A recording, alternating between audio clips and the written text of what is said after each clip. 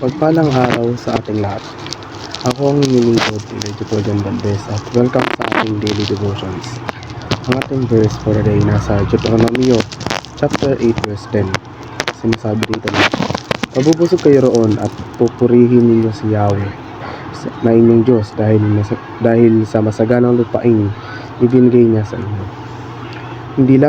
Hindi lamang sa pisikal na tinapay ang iniisip ni Jesus, kundi pati na rin sa spiritual na kabuhayan.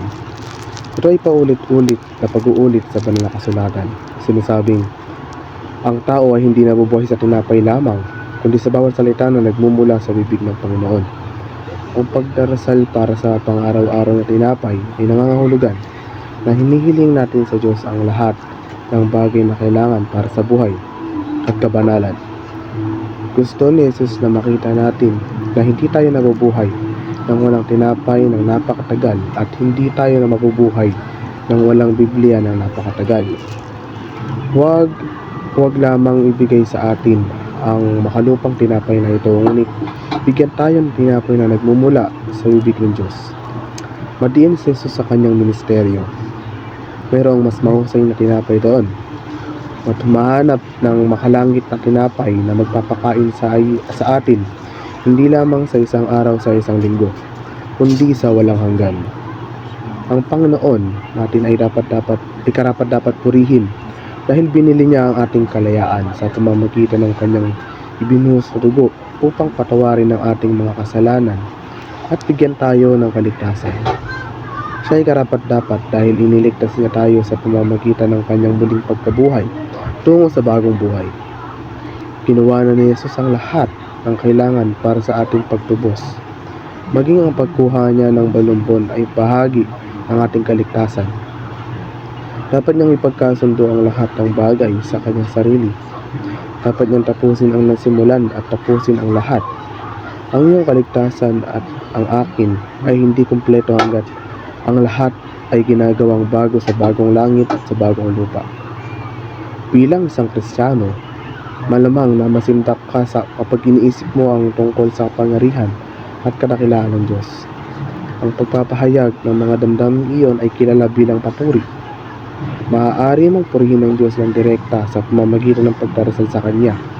Gayunpaman, maaari mo rin purihin ng Diyos sa maraming iba pang paraan, kabilang ang sa pamamagitan ng musika at sining, sa pagsamba ng grupo o sa pagsasabi sa iba tungkol sa kanyang kaluwalhatian.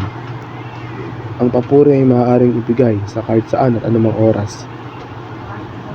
Pinararangalan ng Diyos ang mga pagpapahayag ng pagpapasalamat sa iba na naglilingkod sa iyo.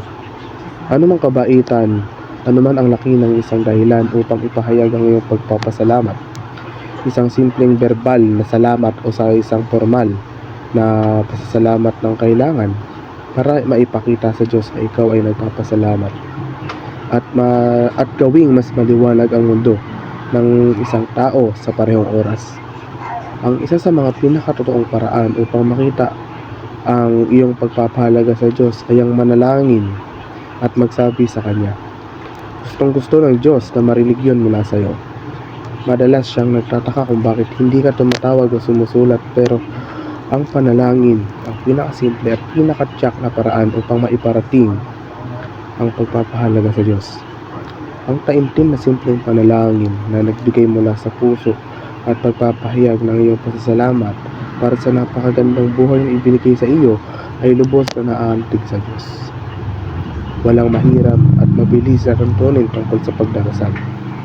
Lumalapit ka sa Diyos kung ano ka, kahit na hindi ka pa nananalangin.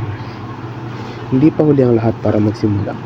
Bawat araw ay isang patotoo sa gawain ng Diyos sa iyong buhay, at maglaan ng oras araw-araw upang ipahayag ang iyong pasasalamat para sa buhay na iyon.